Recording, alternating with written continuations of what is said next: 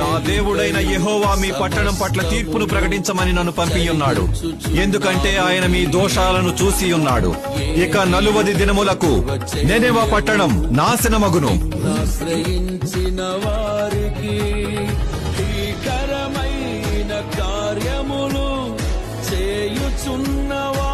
ఈ ప్రజలు దేవుని క్షమాపణకు అర్హులు కారు. నీడి కోసం ఇంతగానా? ఇంకెక్కడైనా ఉండేమో చూస్తా. ఒక్క మొక్కను కూడా కాపాడలేవా యెహోవా? ఈ సొర చెట్టుని గురించి నీవు కోపించుట న్యాయమా? నీవు కష్టపడకుండాను పెంచకుండాను ఒక రాత్రిలోనే పుట్టి పెరిగి ఒక రాత్రిలోగానే వాడిపోయిన ఈ సొర చెట్టు విషయంలో నీవు విచారపడుచున్నావే. అయితే 120,000 కంటే ఎక్కువై కుడి ఎడుమలు ఎరుగని జనమును బహు పశువులను గల నినివె మహాపురము విషయంలో నేను విచారపడవద్దా?